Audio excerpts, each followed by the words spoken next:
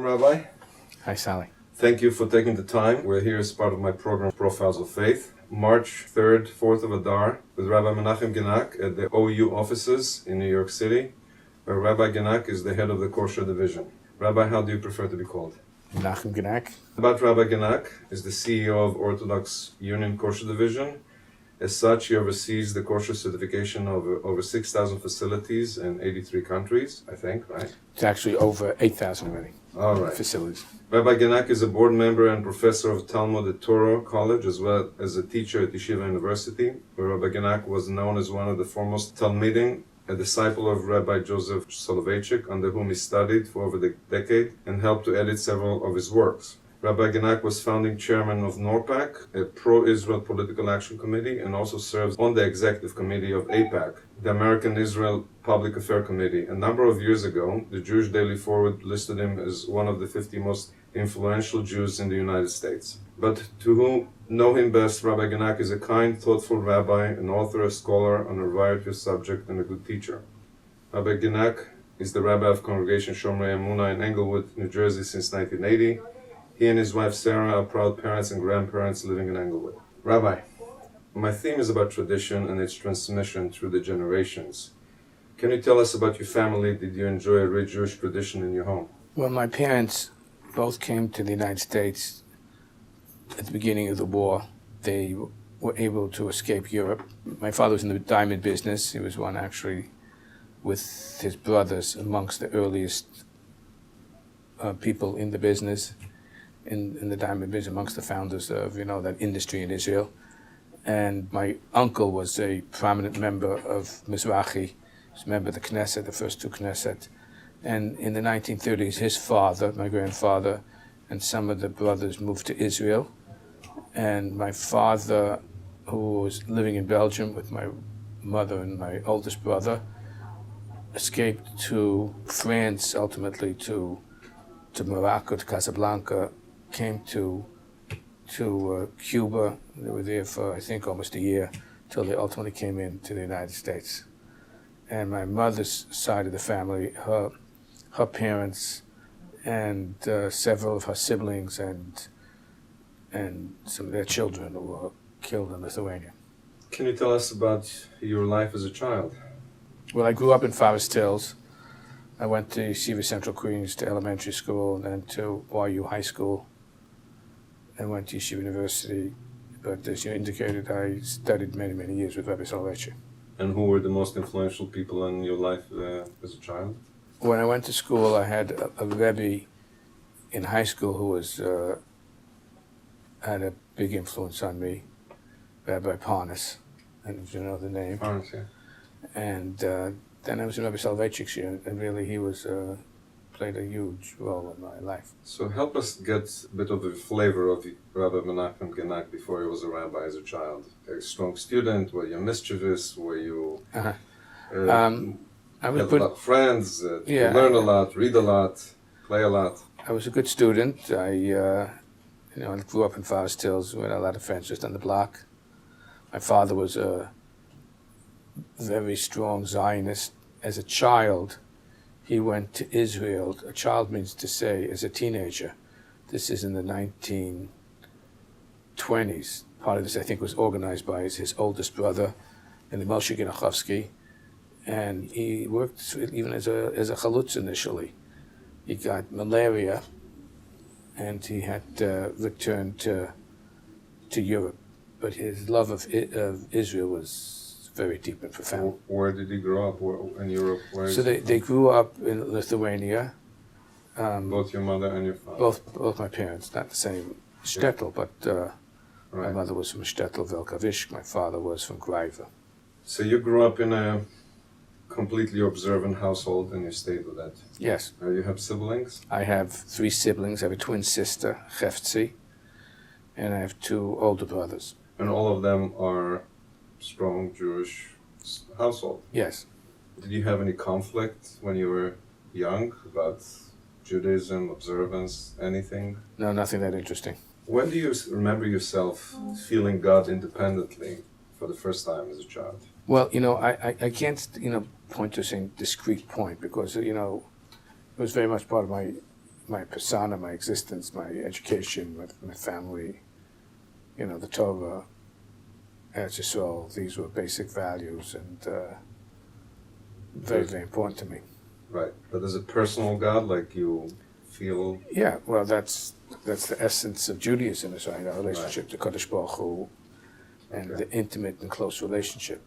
Well, some of our youth keep a more traditional connection rather than a ritualistic observant one, while others who grew up in observant homes are turning away from it.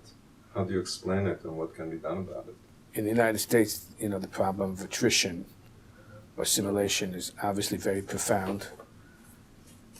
In terms, when I was growing up, a conservative Jew in America, if he didn't eat kosher outside the house, but he kept kosher in the house, and he had 2 sets of dishes, conservative shuls were full. I grew up in Forest Hills. It was a very prominent conservative shul, just a few blocks from me, Forest Hills Jewish Center, a very prominent conservative rabbi, Ben Sion Boxer. But we're losing that Jew.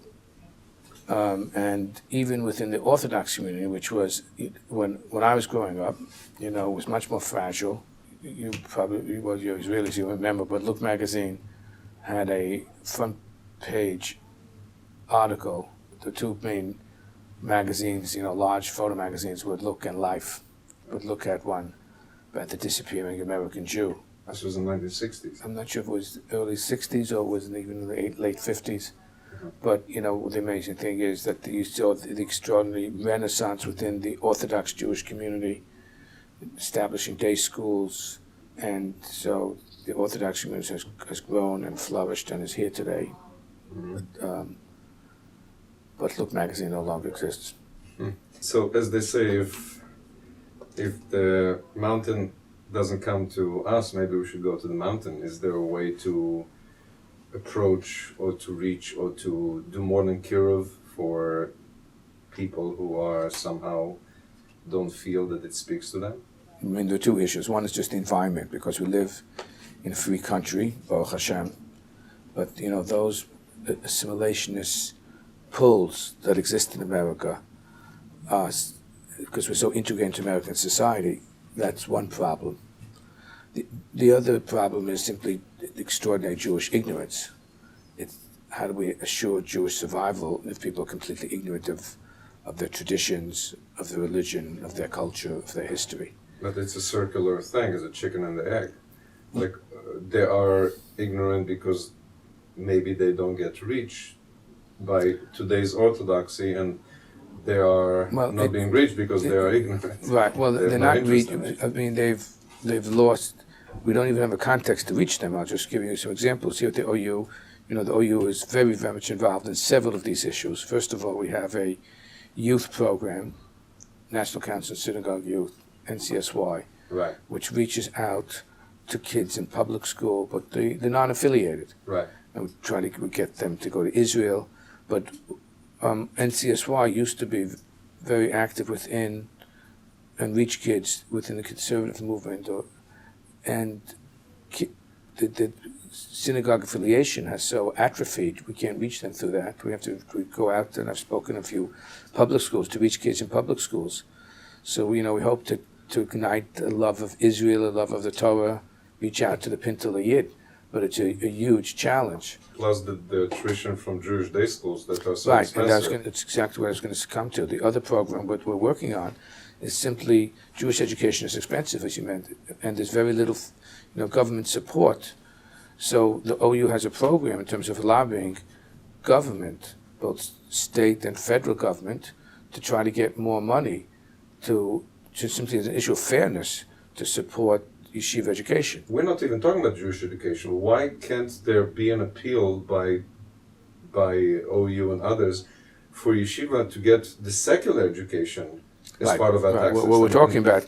There is such a fear because mixing state and church is like become like a. Well, I don't think it's a fear in terms of the approach, because first of all, you have to realize that in many states, I think it's most states in the Union, there's the Blaine Amendment, which was incorporated into many state constitutions by James Blaine, who was Secretary of State.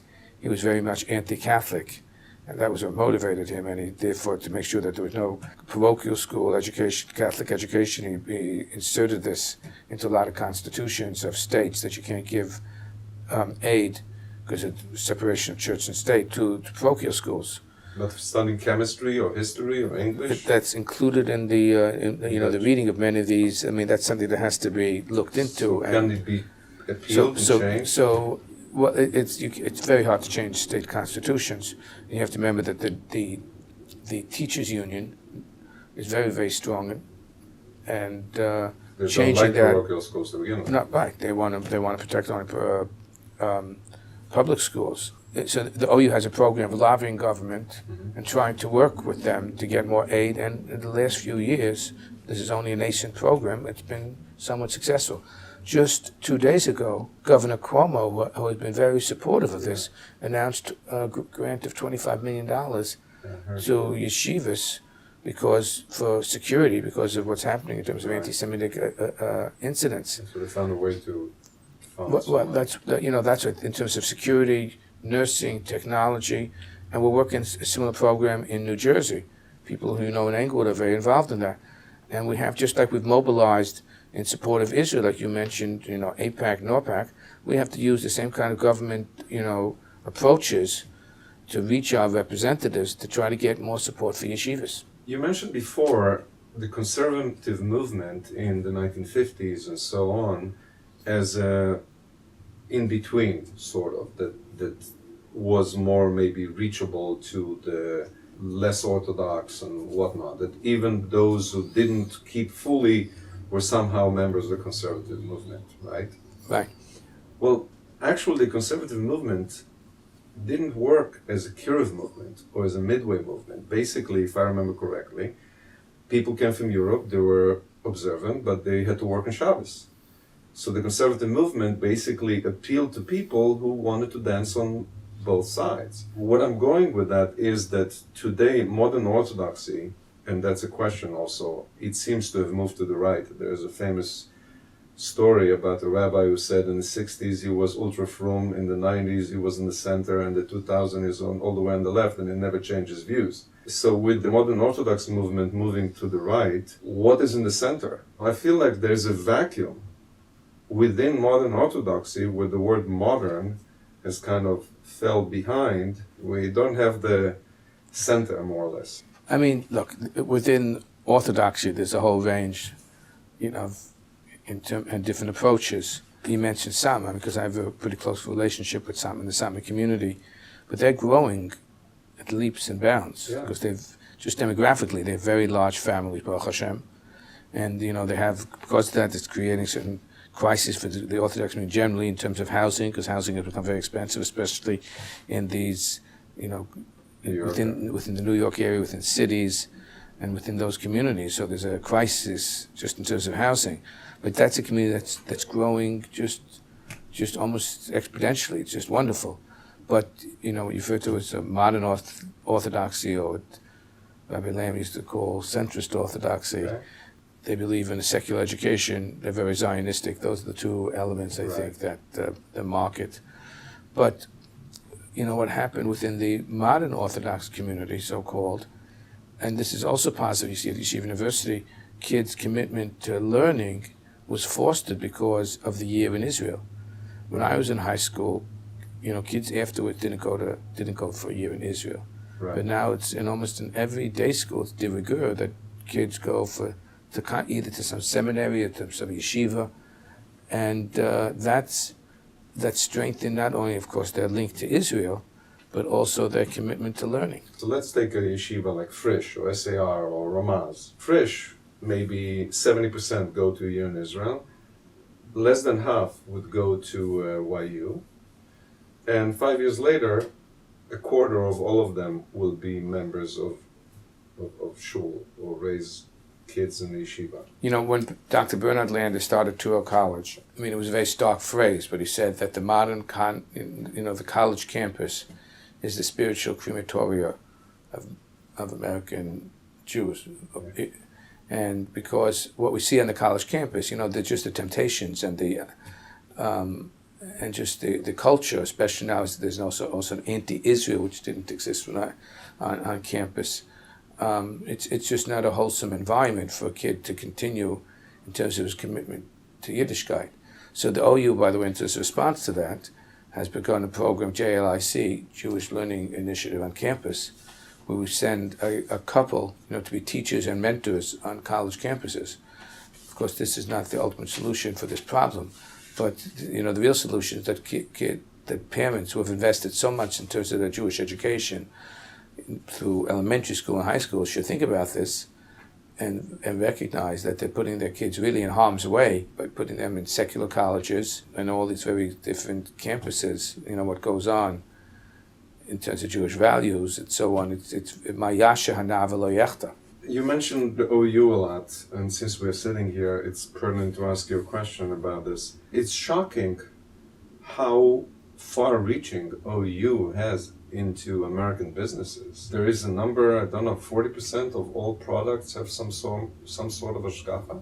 The OU, in terms of the certification program, is actually, if you look at a product, food product, the most common symbol to find on it across the board is the OU. Right. It's grown enormously, and obviously having an OU, that kind of a program, makes it easier for the average American Jew to keep itzos, because he can buy products that are sold in every store at the equivalent price, and it's a great program. It's a no-brainer, but the question is, we know that businesses don't like to change their production line.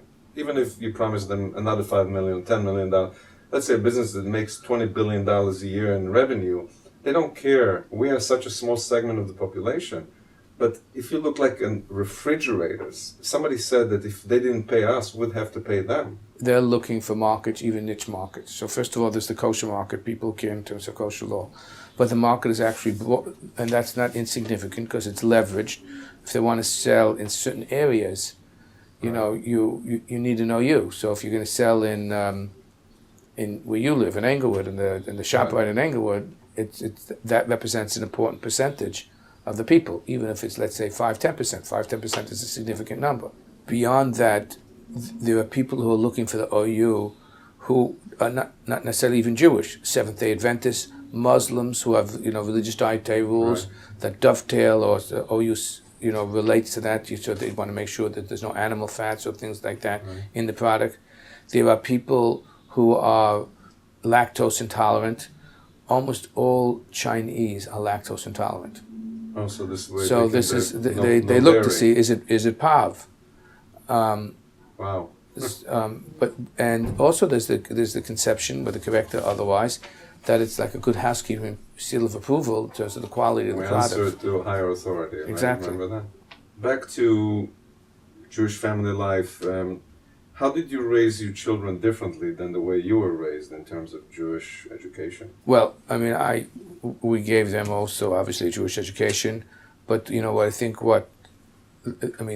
big, as I mentioned before, I think the transformative experience that children have nowadays is the year or 2 years or 3 years in Israel after their high school years.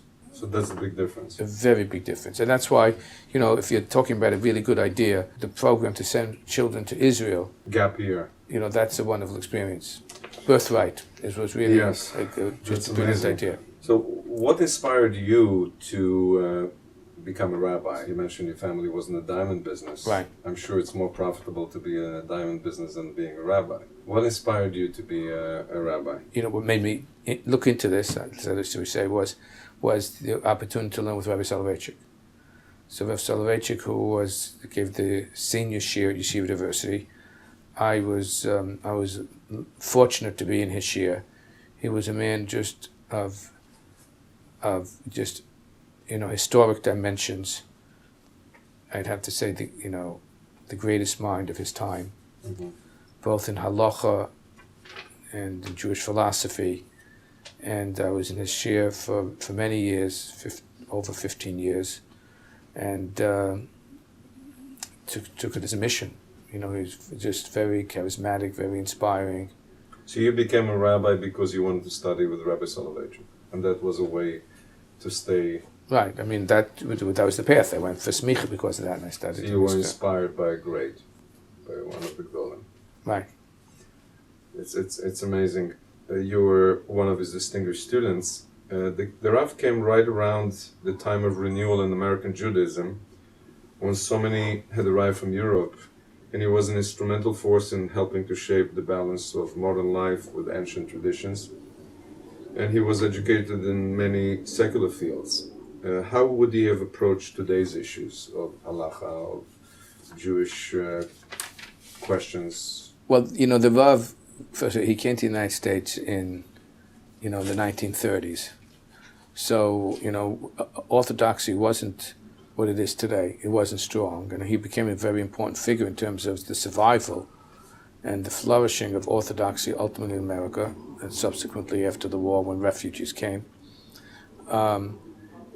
Because he was, first of all, going and learning with this, pedigree that was just unrivaled, grandson of Chaim Brisker, and the methodology in terms of Brisker Lundis. But he had a PhD from University of Berlin in philosophy and mathematics. So he was able to relate to the modern, modern Jew in America who was either an academic himself or had gone to college, and he just the language that he had could relate to them. That's why I'm asking, how would he have? So I'm saying he did that then. I don't know that it would be so different. I committed a big part of what I do to try to perpetuate his Right. writings, publishing them, and so on. I was convinced him to publish himself. He was always reluctant to publish. But at the time, he was YU was Rav Soloveitchik, and Rav Soloveitchik was YU. It was like a synonym, And YU was a lot more centrist than it is today. Today it's a lot more, for lack of a better word, more to the right. Do you think the rabbi would have kept it more centrist, or would have? No. I mean, he was interested in people sitting and learning, and that's what he dedicated his life for. He was essentially, as he used to always say, I'm just a Melamed. Right. And he said, it's not so bad to be Melamed. Moshe Rabbeinu was a Melamed. The Rebbeinu Shem Zemayis said, HaMelamed Torah L'Am Yisrael. So, he inspired people through pedagogy and devotion to Torah and studying Torah at a very high level. And he wanted to communicate that to laymen, to scientists, to business people. And he gave a shiur on Tuesday nights in Yiddish to Balabatim. So I keep mentioning people moving to the right. I need to ask you, am I wrong in?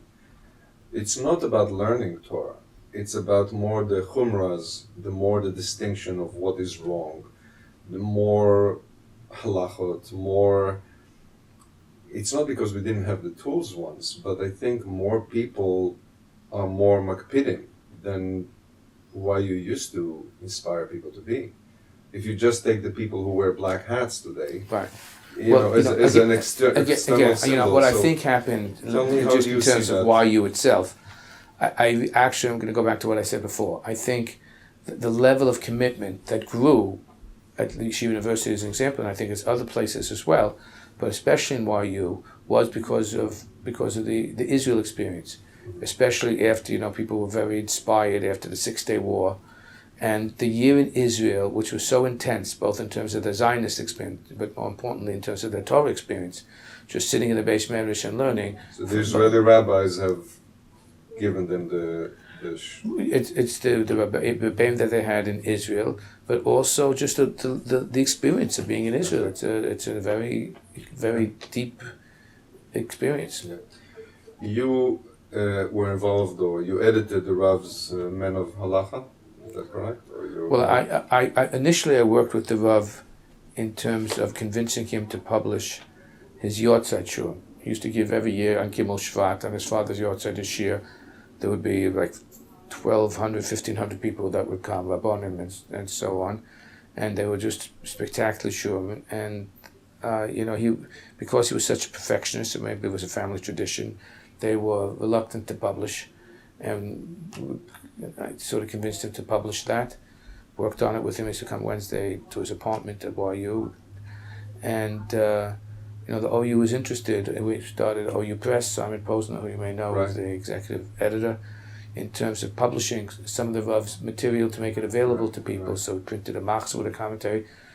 Simon did a commentary on the kinos. The Rav used to, every Tisha B'Av, would spend almost the whole day interpreting the kinos. And some of them, especially the ones by Reb Lezer Kili, are quite obscure.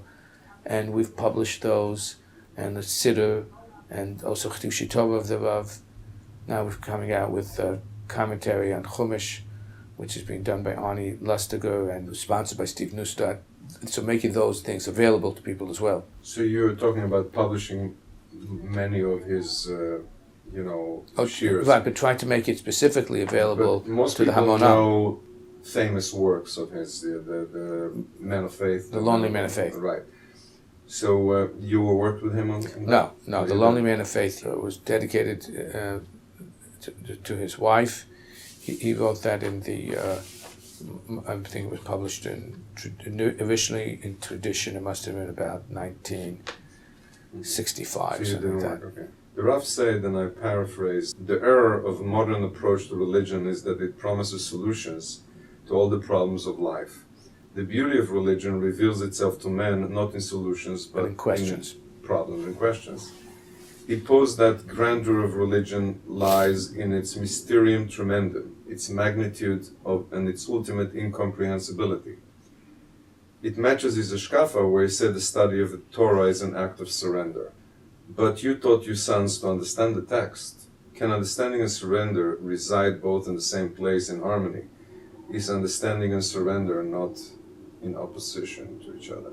Right. So I think it's a good question, and this is what I would just in terms of understanding Brisker Lumdus itself, because I think part of this is really rooted in the Brisker Derech. Namely, the Rav would often say in halacha, when you're learning the Gemara, for example, the important question is not, or I wouldn't even say the important, the valid question is what, not why, because ultimately God's mind is incomprehensible for the human. Finite mortal man can't understand God, who's is hidden to us through many veils of transcendence. Right. This was really the Rambam's view in terms of Tamei HaMitzvos, namely, or I should say, really in terms of the midos of Hashem. It's not that we in any way we can define God. God is completely other. Right. So what we are interested in simply is the what. But what, given this is the halacha, God's will, how do we interpret it? How do we define it? That's why categorization is so important in halacha. So can we understand? We can never understand. That's beyond man's ability, or can, the why. But what we are commanded to understand, to interpret, is the what. Now that's given, how do we understand it and define it? And therefore, it does come with a certain sense of humility, recognizing, man can never, there are limits to what he can do and, approach. The human is limited by nature in his capacity. So that philosophy, in terms of, I think there's a basic question in terms of lumdus and halacha, is the valid question is what, not why. So taking that and extending it, I think many rabbis would like us to relinquish our struggle to understand, and they equate surrender with obedience. But neither the 613 commandment nor the biblical Hebrew have a word for obedience. To listen is to understand, and Na'aseh Nishma is an act of faith, not of obedience. Well, I'm not sure that I agree with you. I mean, obviously, the essence of the mitzvahs is that we are obligated to observe them. Observing them and listening, that's called avodas Hashem. We're obedient to the Torah. So that's a sine qua non in terms of Jewish, any religious experience that requires. But that doesn't mean there's no questioning. Right. That we try to understand it and define it and search. It doesn't mean it's that all you have is pure equanimity. There's a struggle. Yeah. But so adding to this, the Rav, who was an expert on Kant, wrote that in contrast to Kant's demand for absolute obedience, an intelligent person must find comfort, warmth, and a sense of fulfillment in the law. The ethical must have an end and a purpose. But if the grandeur of religion lies in its mysterium tremendum, how we can reconcile the two? there is always, just in terms of the human experience itself, something that the Rav would often, there's a certain incomprehensibility about life, and certainly in terms of ultimate understanding of Hashem, those are things that are, beyond human ability and beyond the human intellect, but it's our faith in Hashem, faith in God, that gives meaning to what we do, and that faith is deep in. I think what you mean by obedience, or what you're starting from the Rav is, it's not just, that's part of the religious experience in Judaism, as opposed to frankly any other religion. Is this that a big part of it, the essence of Talmud Torah K'neged Kulam, is this intellectual experience, and it's through the Torah that it's the prism through which we glimpse the infinite mind of God. So you would say that it's more understanding than blind obedience. Is that what you would say? Obedience through understanding rather than obedience. Right, but there is understanding that after all, the most fundamental, thing that we would come back to is the Akedah, right? Right. God, Avram Avinu's. Right. The word would have to be obedience. Right. So, Rabbi, you're a halachic man, meaning that you obey the halacha. Are you on a particular orientation with so many definition? How do you define I don't know. I mean, yes, I think of myself. I certainly think of myself, because of my family, background as a Litvak, having learned by the Rav many years. Many cases, I guess, personality-wise, I have some of that orientation. I don't necessarily define myself within a certain thing. I mean, probably modern Orthodox in the sense that I went to Yeshiva University and identify with, a teacher to a college with part of the, with that program. Right. But I'm very close to, all these different elements that Hasidim and so on, the Satmar and others in the Jewish community. You're an Orthodox Jew, yet you live in a modern world, and I've known you for about 25 years or more. You're very machmir on every small detail, makbid mitzvah kala k'chamora, yet you are very gentle and you treat people as a makel, with leniency. You manage to find this magical balance. Is this an educational approach? How do you find it? Many people don't manage to balance it, to be so gentle and yet to be so makbid. You manage to contain the ideal of being the machmir on yourself and gentle with briot. It's a unique. Well, I don't know what to respond, but I mean, we have to. You always have to find the right balance in terms of how you relate to people. What's appropriate for them, what they can absorb, what they're willing to. Was the Rav also like that? He was more. Well, the Rav had a very deep tradition, obviously, from Chaim, all the way back to the Vilna Gaon, right. From Chaim Volozhiner. So he was medactic b'kala b'kechamura, but he had his own positions about what the halacha should be. What he viewed as his life's mission, I think, was to be able to communicate the grandeur of Torah, that which he received from his father. He remembered, he would speak about his grandfather, Chaim Brisker, and that methodology, but to a broad segment of American Jews. Mm-hmm.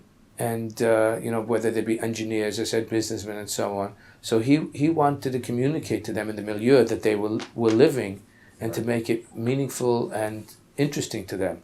Okay. And he did it primarily by giving shiur. He didn't start a movement per se. It's not like Chabad, like the Lubavitch Rebbe, who was a contemporary of his, also a great personality.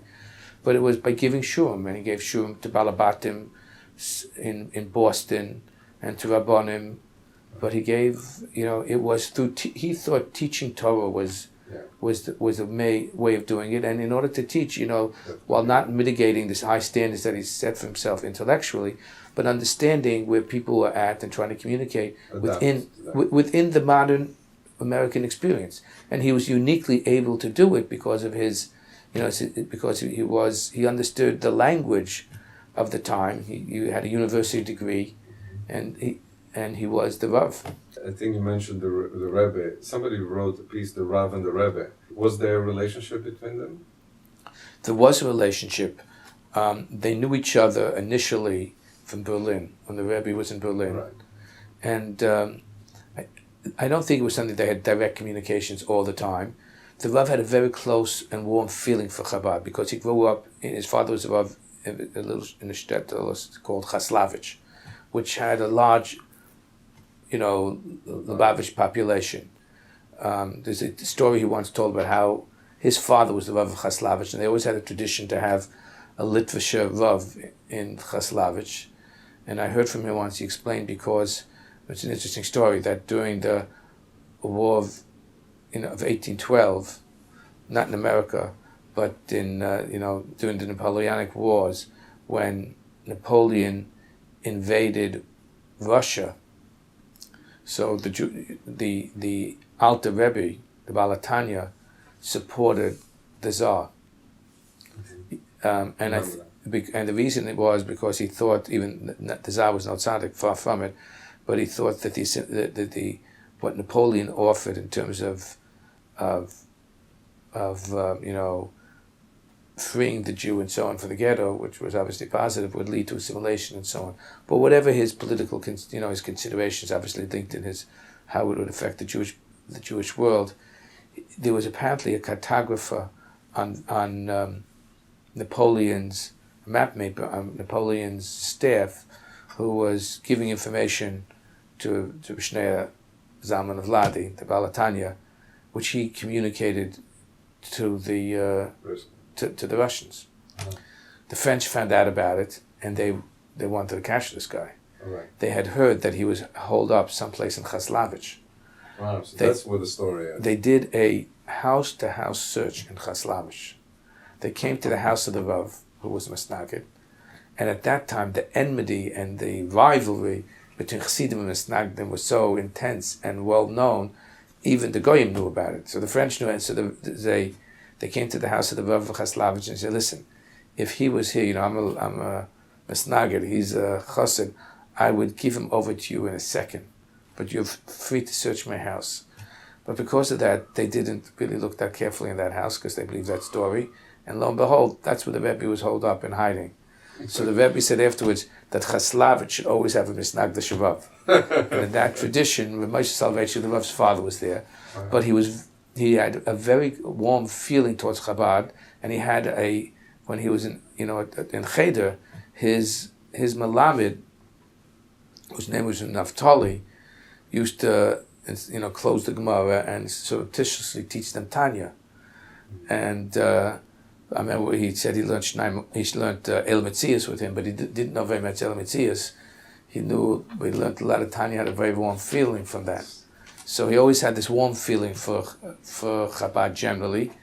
And from those encounters that he had with the Rebbe in Berlin, they maintained a relationship. Though in America, I don't think they spoke that often. Famously the Rav came when the Rebbe had I'm not sure what it was. It was not maybe his 80th birthday. I forgot exactly what milestone it was. And Rav Soloveitchik, the Rebbe invited him to come. And Rav Soloveitchik came. They see the warmth between them. The Rebbe stood up as soon as he saw Rav Soloveitchik come in. They had Who invited whom? The Rebbe invited the Rav to come. Right. I think the emissary who did it was Rabbi Shem Tov. Right. Well, that's a certain legacy where Mitnagdim and Hasidim should get closer together. Right. The Rav always had here he was this, it was strong misnagid with emphasis on it, but he very much related to the warmth of Chassidim. I remember the Rav once told me, he admired the Rebbe, he admired his reach, especially in the Soviet Union. He once told me that Yaakov Herzog, the son of Rav Herzog, who was his brother was president, Chaim. This is Yaakov Herzog. Yaakov Herzog was a Talmid Chacham. He was a Talmid of Rabbi Zalman Meltzer, but he was a very important diplomat, head of the Prime Minister's office. He told him, Rav told me this, that he said Yaakov Herzog told him that he had heard from a high-level person in the American State Department that we don't really know what's happening in the Soviet Union. The only one who really has an idea is an old Jew, an old rabbi who lives in Crown Heights.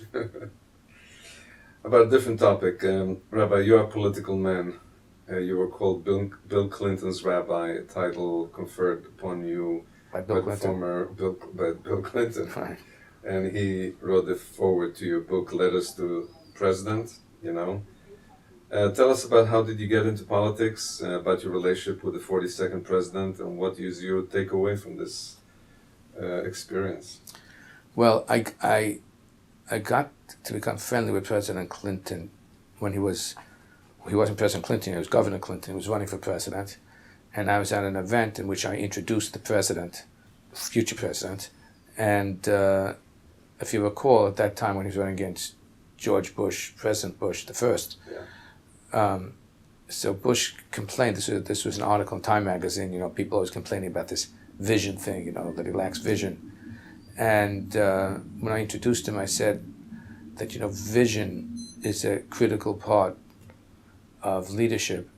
As the Bible tells us, quoting a pasuk in Mishlei, where there is no vision, the people perish. Below chazon vayifra ha'am. And he told me, afterwards, he said, I like that. I may use that in my convention speech at the convention. He had just clinched the nomination. And he sent me tickets to the convention, and lo and behold, it became the rhetorical pivot of his speech. Right. And if you remember, where there is no vision, and then he'd keep coming back to it, but the Bible says where there is no vision, there is.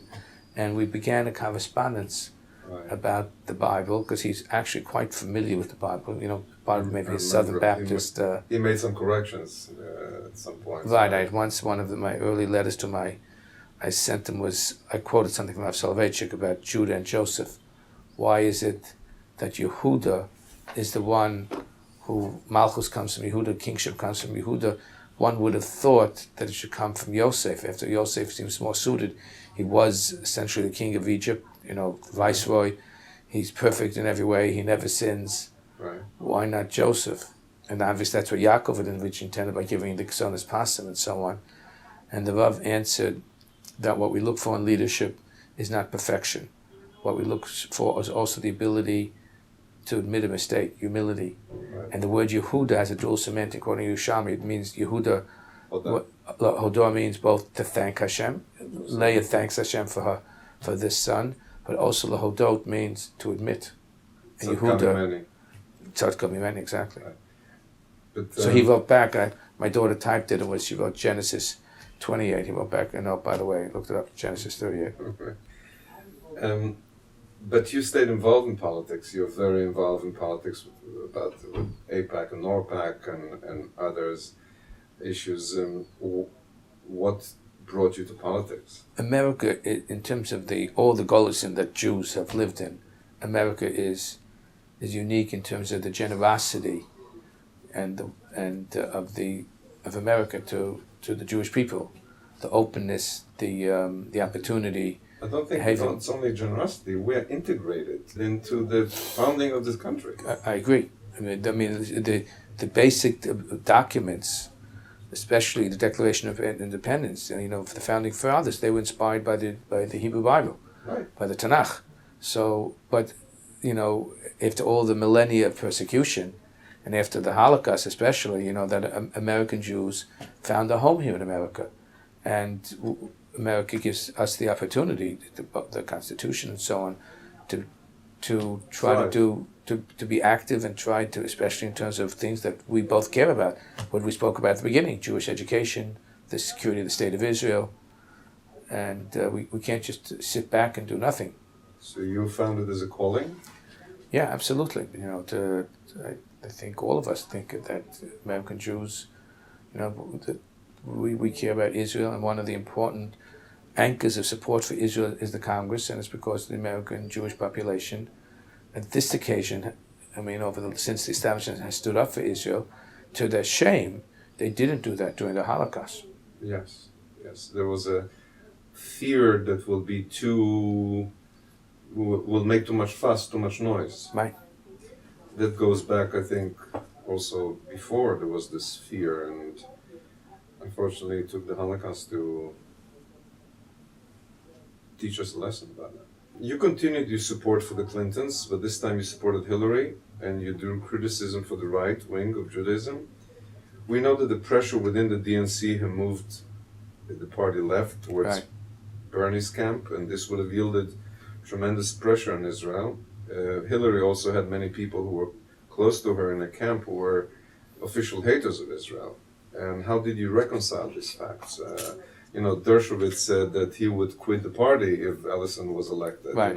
Bill Clinton, what he did in terms of why the Democratic Party won when he ran as president in 1992 was because he moved the party back to the center. Right. And that he worked on that for a long time. That was the DLC, Democratic Leadership Conference. And that's where Hillary was. And the other thing, I know that both of them quite well. They really, really cared about Israel. And the people of Israel knew that. And that's why the counter-argument obviously didn't work out that way. But, I'm concerned about just a strategic concern that the Democratic Party, as you correctly said, is moving to the left. The Bernie Sanders elements within the party, which are not sympathetic to Israel, or that the possible elevation of Ellison to be head of the DNC, these are matters of great concern. Had Hillary won, had the Clintons still been there, they would have moved this party back to the right. And also, maybe. We can't. You have to say maybe. We never know how things will turn out. Bernie's demographics have such a push in the party. But we can't just put up our hands because sometimes the Republicans can be on top as they are now. Sometimes it can be the Democrats. But I think it's something. But we all have to be concerned about. Right. And those elements within the Democratic Party, which we have to support them in terms of Israel and in terms of values that we believe in, which are usually in the center.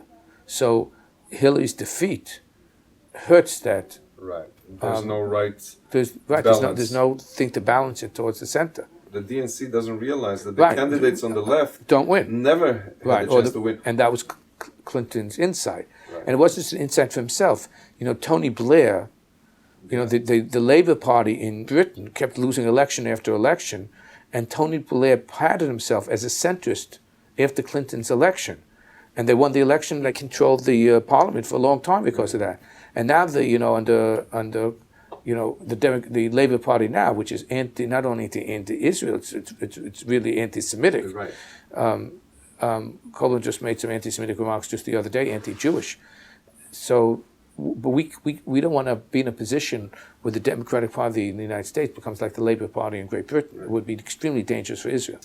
Going back to the Rav and to politics, the Rav said, I quote, "I've never seen so much naive and uncritical commitment to people and to ideas as I see in America. All extremism, fanaticism, and obscurantism come from lack of security. Many religious people today experience religion like children. This is why they accept all types of fanaticism and superstition. Sometimes they are even ready to do things that border on the immoral. After all, a person who is secure cannot be an extremist." Isn't it relevant, especially today? Yeah, I don't recall that particular quote, but yeah, it rings very true, but not just within the Jewish. You don't mean within the Jewish community, within Islam.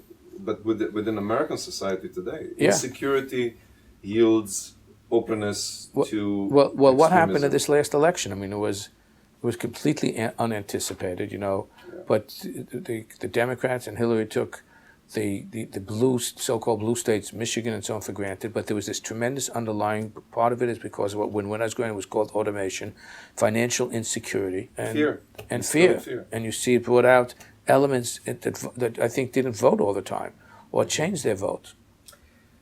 Talking about the world around us, where do you see God in the daily life around us, and how can a secular person relate to it? Well, I'll tell you one thing, you see God in this last election. Because, as I said, it was completely unanticipated. It was just Yad Hashem. So it's a story right out of the Megillah. And let's hope that it brings good things with it. Yeah. You, other not as well-known fame is being an admirer of Lincoln. I attended your annual talks about him. How did you get involved in following Abraham Lincoln? Tell us. Well, Lincoln was not just our greatest president. He was the greatest American. He was just so extraordinary. And I always would, when I thought about him, first of all, here's a man who almost had no education, total education, formal education for 11 months. Yet he wrote the greatest prose in American history. The greatest speeches, the Gettysburg Address, the second inaugural, and he saved the Union and saved our country. Can you imagine, let's say America which it could have. There were people. If Lincoln wasn't the president, the United States of America wouldn't exist today. There would have been two, and then there would have been continued fragmenting, maybe. Yeah. So what would have happened? Where would have been the army in the 1940s to save the world, save the Jewish people? Yeah. So Lincoln was just so extraordinary, and just his brilliance, his humility, his honesty. In the most famous speech in American history, when I was a boy, in elementary schools, you had to memorize parts of the Gettysburg Address. Right. The most famous speech in American history. He says, "The world will little note nor long remember what we say here." That's a quality that we look for in a leader, is humility. It's what the Torah says, "V'lo yovam levavo me'achav," when we look for a king, humility. So Lincoln's his grasp of politics, he wasn't just a tzaddik yisod olam who didn't understand the political... Right. But there were many great people, in history of the world. How did you get involved to... it comes back to his book, it's just the American experience, and I related to him very much. He spoke to you and also his, when I was growing up, I always thought of Lincoln as being Jewish, because he had so many Jewish qualities to him. First of all, he had this mavash chayre, this melancholy, the depression, and but his generosity, these, chesed and so on. And we know now there's this wonderful book that was written by Sana, based on with Chappelle, Jonathan Sana, and how Lincoln had Jewish connections and was so good to the Jews and cared about them. There were about 150,000 Jews in America when Lincoln became president. And, some of the closest ones, Abraham Jonas came to the United States from England. His father was an Orthodox Jew, and he had very close relations, played an important role in Lincoln's rise to power. So what I get from this is your modus vivendi is taking action. Is that correct assessment of Rabbi Genack? I think each of us wants to, see what we can do to help in terms of our country, but our people, spread the Torah. But there's a sense of not only humility, that we're so small, how can we make a change? How can we, do something? Well, you don't get deterred from that. Yeah, I don't think people should be paralyzed and think that they can't make a difference. Everybody can make a difference. Especially, given the issues and the problems that we have in front of us, what you spoke about, assimilation, right, and those levels of insecurity. A little theology, if you don't mind. In light of the fact that God is merciful, God cares, and is all good, how do you explain human pain? How can God let it into the world? And we're talking before about understanding. People need to understand a God that allows pain and suffering. Otherwise, how can they follow it? Well, this question is not a new question. Chazal say that Moshe Rabbeinu asked this, tzaddik v'valo. And there's no ultimate answer to this. We know that the Malachim, when they saw Rabbi Akiva being tortured to death, his skin being torn off, right, he said, they asked, how can this be? And Hashem said, be silent, otherwise I'll turn the world back to nothingness. So, but just on a philosophical level, the Rambam has a discussion about this. And I just want to point out, if it was any other world, there have to be possibility, if every action that you did, if the righteous would never, so to speak, suffer, of course, we don't know, as it comes back to what we spoke about before, we don't know in God's divine scales how to measure any of these things. Only, as like Eov says, if you stood there at the beginning of creation, and were you there at creation to understand, to create everything? So Eov, that's what all the Sefer Eov is about. But if, in order for free will, which gives life meaning, the possibility, you can't have that, and that if somebody does something bad, that it won't happen to the good person, because then, life would be just perfect in every way, but there'd be no consequences, and there'd be no possibility of free will. Well, I'm talking about a different thing. I'm not talking philosophically. I'm talking about a person who has a terrible thing happen in their lives, and unfortunately, it shouldn't, but it does. How do you console somebody? How do they live with that? They say, I've done the best, and look what happened. How the Orbishter allows this? I'm talking about that area. Right. Well, that's aside from so we're not going to the philosophical. No. On the pastoral level. Yes. Sometimes you can't answer that. A person who's in terrible pain, lost a child or something like that. Chas v'shalom. You just try to give them a shoulder to lean on. Back to the positive thing. Which period do you admire the most? You have the Rabbinic, Rishonim, Achronim, Rashi, Rambam, Chassidut, the Gra, the Rebbe. And how do you make sense of the evolution of our history? And what does it teach you about our future? And has there been a period like ours? It's like many questions, but it gives you right. Each of those periods are in their own glorious and important. Everybody has their own heroes. I have to tell you, mine was the Ramban. The Ramban. Here is a person. First of all, I would, in terms of the analytical derech that we see it especially in the school. We see it, of course, the Balei HaTosfos, but we see it especially in the Ramban and the Talmidim of the Ramban, the Rashba, his Talmidim, the Ritva. There are all these. The Talmidim of the Ramban were extremely analytical. Of Soloveitchik always used to say that he said the Brisker Derech you see in two Rishonim, you see it in the Ramban and in the Ravid. But the amazing thing about the Ramban is, to think, here's a person who is involved in a dispute with a Franciscan monk, a Meshuggah, in front of the King of Spain, King James, I think is the third, whatever it is, and in that context, they actually wins the debate. I mean, he wrote the Ramban, then codified it in Sefer Vikuach, and he, because of that, he had to, and the king gives him, I forget how many gold ducats, whatever it is, to indicate that he won. He subsequently he had to escape, and he moved to Israel. But his love of Israel, the Shivas Tzion, the Ramban and his Talmidim represent a big part in terms of that history. So, when I was in high school, I used to learn Ramban every Shabbos. I found it, extraordinarily inspiring. His analytical ability, his tremendous faith, his bitachon.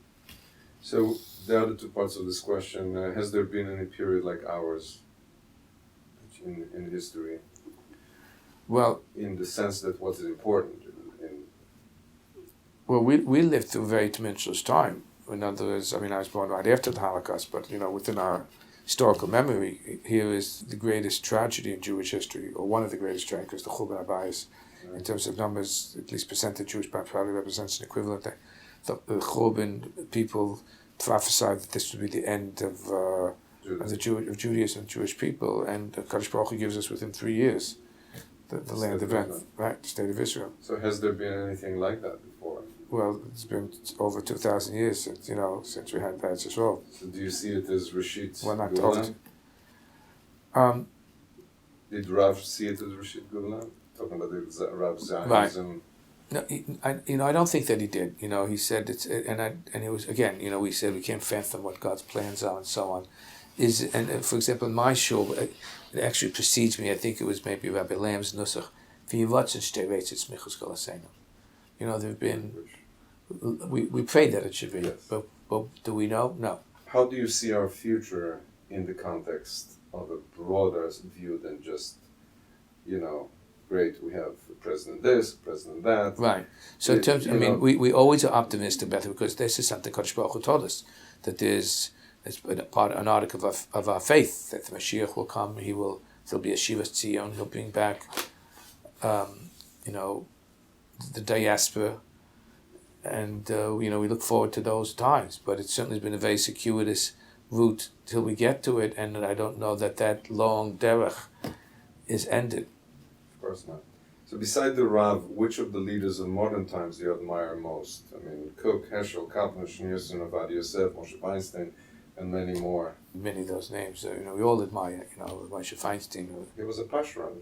He was a Mefasher. He was he found a way in between. I wouldn't phrase it. I mean, he there are many kulas in Rav Moshe Tshuva, but that's because he thought that was what the halacha was. Right. He was. I mean, I knew Rav Moshe a little bit. He was just.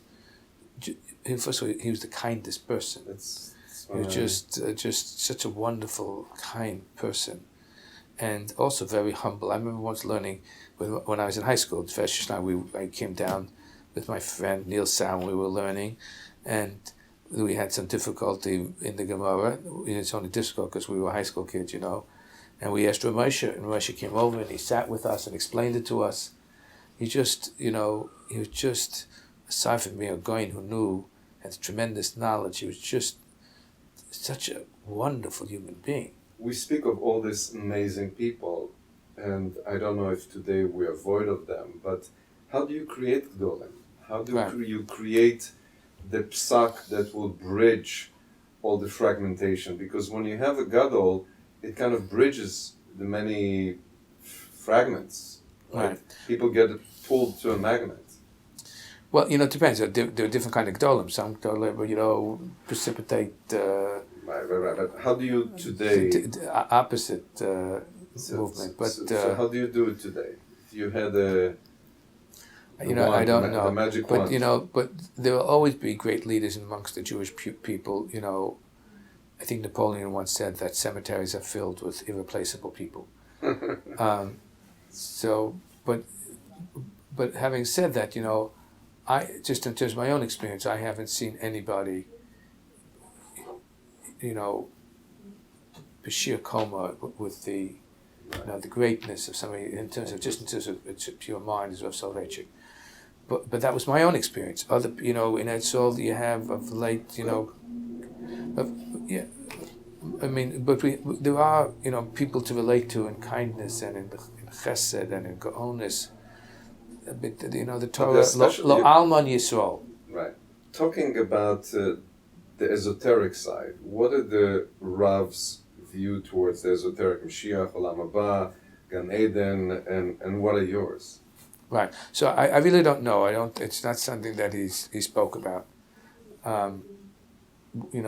What says Ayin Lo Rasa, the things that we don't know, and we don't know when it will come. Tipachatz Mosam Shemachasvei Kitzah. But many have predicted when the Mashiach will come. Yeah. We don't know. But it's something obscure, and it's actually that's not my area of expertise, frankly. But we all create a picture in our mind. I care more about the picture that each individual person I talk to has in their mind of those things, because you cannot live your life without having stories, narratives, pictures in your mind. Are there cookies growing on trees, as the Rambam said, right. Or is it just a peaceful society? What is your picture? I to be candid, I don't conjure up a particular picture, but we know it'll be a time, peace. There'll be no, at least Moshe Mashiach in terms of Shibud Malchios, and it doesn't. We don't know when it'll come, but it'll come suddenly, unexpectedly, and it could come at any time. But because right now I think we live in extremely dangerous times. We see forces around the world that were quiescent before that have become. Both in Europe, anti-Semitism has grown. Israel is challenged at every level in terms of armies around them, and it's a very scary time. And then just you think about it, the kind of weapons that are accessible to lunatic regimes. Look what North Korea represents. I'm fascinated about the rabbinic period, or the period that followed the Churban, and they had to contend with a tremendous challenge. You talked before of maybe the end of Judaism, right? The Churban, you mean Churban Habayis. Right. And in the transformation between the temple generation, where Jewish life was centered around the temple, and future generations who didn't have the temple anymore, they renewed Judaism in what we can only call a complete revolution. Correct.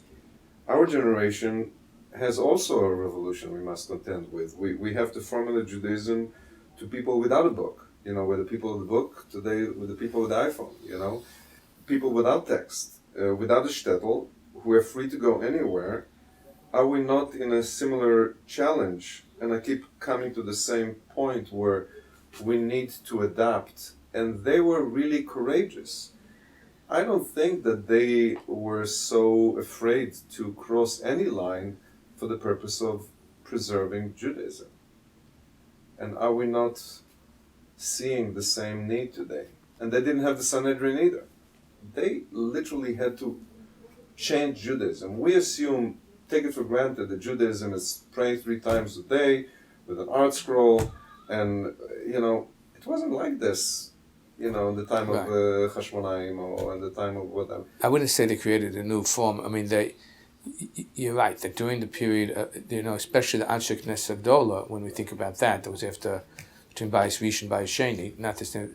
So the Anshe Knesset Gdola, they formalized and formulated the tefillos, the brachos. They're the ones who wrote them. Before that, there was no text. That's what I'm saying. Even though the Ram thinks it's a mitzvah deraisa to daven, but everybody had, could formulate it in their own way, and they gave form and body to all of that. So that was actually before the Churban HaBayis. I should say before the Bayis Sheni, but after Churban Bayis Rishon. So when Ezra, he's one of the great figures in our history, had the faith to come back and rebuild the Beis HaMikdash, but he not only rebuilt the Beis HaMikdash and brought back, the remnants of the exile from Bavel, but he rebuilt Judaism as Anshe Knesset in terms of the text, the Siddur and so on. And that's what, especially after Churban Bayis Sheni, coming to what you said, that's what gave life to the Jewish people, because there were no korbanos. They needed the tefillos. But when I learned, however little I learned of the Gemara, of the Talmud, you see how creative people are in formulating Jewish life. And I just learned this one thing recently with the Netziv from the Machloket, the Sanhedrin, page 6, I think, with Eliezer and Rabbi Yehuda Bar Korcha debating whether Pshara, compromise, is allowed. And Jonathan Sachs recently wrote about it, peace versus justice, and how making compromises is the halacha.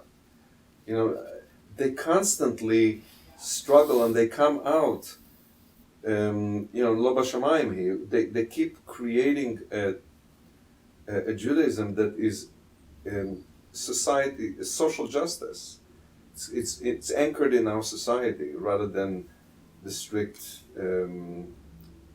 halachic almost rule. Actually, I'd say it quite differently. In other words, it's the halacha and the Torah which preserved the Jews throughout all the generations. And it's, how we relate to it. Lovis to it takes different forms at different times. So you're right about that.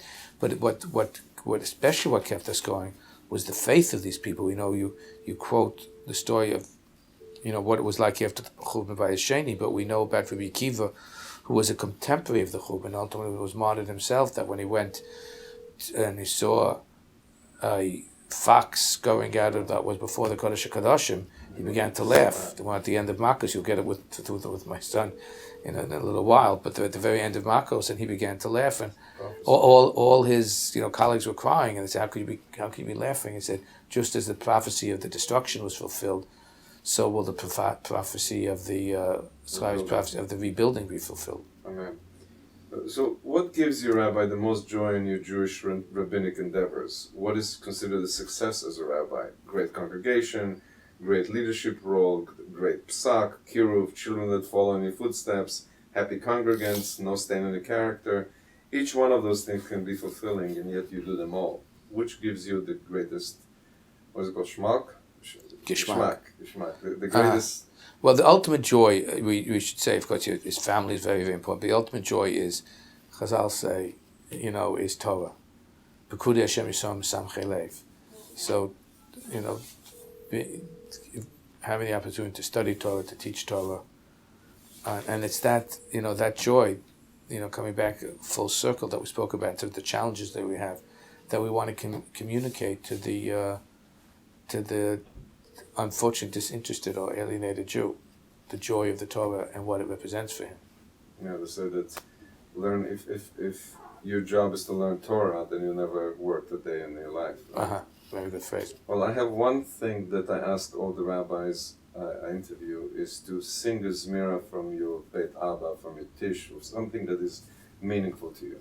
Oh my gosh! So I told you I'm a Litvak, so I'm Doesn't not. matter how bad a singer you are. No, not it's not just the quality of the voice. Aside from that, just we Litvaks were not always big into singing, though I enjoyed very much. If you have one that is meaningful to you, So I know my father used to sing "Tzumi Shalo."